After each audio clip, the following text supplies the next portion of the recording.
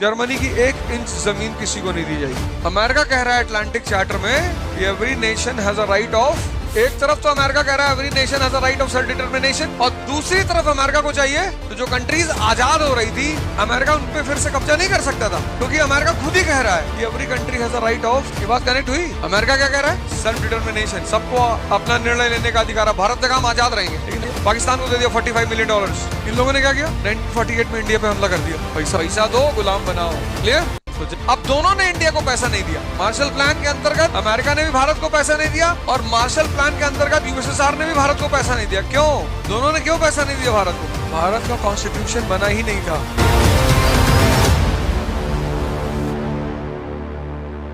Cold war जब तुम शब्द सुनते हो तो क्या फ्लैश करता है? अब सुनो कहानी, क्यूबा की कहानी। क्यूबा जो है स्पेनिश कॉलोनी था। 1898 में क्यूबा आजाद हो गया। किसने इंडिपेंडेंस दिलवाई? अमेरिका ने। अब जब क्यूबा को आजादी दिलवाई अमेरिका ने, तो फिर अमेरिका ने क्यूबा में इन्वेस्टमेंट शुरू कर दिया। B, US started investment in Cuba, plantation agriculture. एक शैतान को भगा दिया, स्पेनिश को भगा दिया, आजाद हो गया क्यूबा 1898 में। लेकिन अब क्यूबा में कौन इन्वेस्टमेंट कर रहा है? American capitalist and industrialist. And now the people of Cuba started suffering against American capitalism. अब क्यूबा के लोग फिर परेशान। अब उनको कौन परेशान कर रहा है? अमेरिकन कैपिटलिस्ट और इंडस्ट्रियलिस्ट। तो इस एक्सप्लॉइटेशन के खिलाफ क्यूबा में एक मूवमेंट शुरू हुआ, कम्युनिस्ट मूवमेंट, सोशलिस्ट मूवमेंट। किसने शुरू किया? फिडेल कैस्ट्रो और चे गुवेरा ने। इस एक्सप्लॉइटेशन के खिलाफ एक मूवमेंट शुरू हुआ, सोशलिस्ट मूवमेंट शुरू हुआ, कम्युनिस्ट मूवमेंट, जिसका सुपरस्टार है फिडेल कैस्ट्रो। इसकी फोटो देखिए, one of the smartest man on this planet रहा होगा।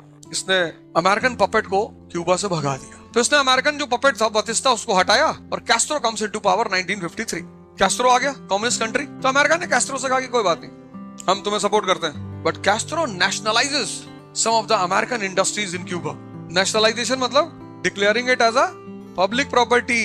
दिस इरिटेटेड अमेरिकन्स कि भाई तुम हमारा पैसा हजम करोगे। And then America imposes ban on sugar and tobacco of Cuba, कि भाई हम तुमसे शुगर और टोबैको नहीं खरीदेंगे। तो जब अमेरिका ने बैन लगाया अमेरिका क्यूबा की शुगर और टोबैको को, फिर क्यूबा के लोग परेशान, उनका ट्रेड रुक गया।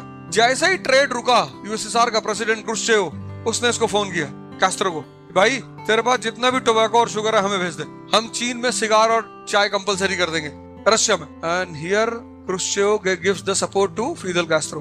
And when Fidel Castro gets the support of USSR, Castro nationalized all American property in Cuba. And then the war starts between Cuba and US. Bay of Pigs, War of Bay of Pigs. जब America ने Cuba पे attack किया, USSR ने missile भेजना शुरू किया। Cuban missile crisis 1961। जब USSR ने मिसाइल भेजना शुरू किया, तो ये हुआ कि यार ये तो न्यूक्लियर वॉर हो जाएगा। अमेरिका का प्रेसिडेंट बड़ा स्मार्ट था, जॉन एफ कैनेडी। तो उसने रशिया से पूछा कि तुम्हारा बेटा है? बोले हमारा बेटा है। अरे बोले यार हमारा भतीजा हुआ, ठीक है खत्म, कुछ नहीं कहेंगे इसको। In 1961 to 1991, Cuba was in the lap of USSR. M is equal to M plus N. Marshall is equal to Moldova plus nationalisation. Russia ने भड़काना शुरू किया कंट्रीज को जिन्होंने अमेरिका से पैसा ले रखा था। कहा सुनो, बोले हाँ, बोले नेशनलाइज कर दो। This was cold war. अगली बार जब तुमसे कोई पूछे कि कोल्ड वॉर सुनते ही क्या फ्लैश होता है? Nationalisation. America becomes the economic power in the world 1945। अब एंशिएंट इंडिया में मगध एम्पायर बना, किसकी वजह से? इकोनॉमी की वजह से। Second urbanisation. भाई इकोनॉमी को क्या चाहिए? मार्केट और रॉ मटेरियल। और मगध ने सब पर कब्जा करना शुरू किया, और अशोका तक पहुंचते पहुंचते कलिंग, पूरे इंडियन सब कॉन्टिनेंट पे कब्जा। 1750 इंडस्ट्रियल रेवोल्यूशन इन ब्रिटेन। अब ब्रिटेन को चाहिए रॉ मटेरियल मार्केट। 1850 तक पूरी दुनिया पे कब्जा। And 1945 who becomes the economic power? US. America क्या कह रहा है? सेल्फ डिटरमिनेशन, सबको अपना निर्णय लेने का अधिकार है। भारत ने कहा हम आजाद रहेंगे, लेकिन अमेरिका को चाहिए एम्पायर। तो मामला उलझा कि नहीं उलझा? अमेरिका ने क्या किया? एक जबरदस्त फार्मूला निकाला, 47। कौन सा formula? Marshall plan 1947। Under it America started providing funds to third world countries and European countries for ERP. ERP मतलब इकोनॉमिक रिकवरी प्रोग्राम, जो नई नई पैदा हुई थी। पाकिस्तान नई कंट्री पैदा हुई थी, पैसा चाहिए इंडस्ट्री कर लगाने के लिए, इंफ्रास्ट्रक्चर के लिए। पाकिस्तान को दे दिया $45 मिलियन। इन लोगों ने क्या किया? 1948 में इंडिया पे हमला कर दिया। पैसा पाए थे, उसी वक्त उसने साउथ कोरिया को भी पैसा दिया, $50 मिलियन।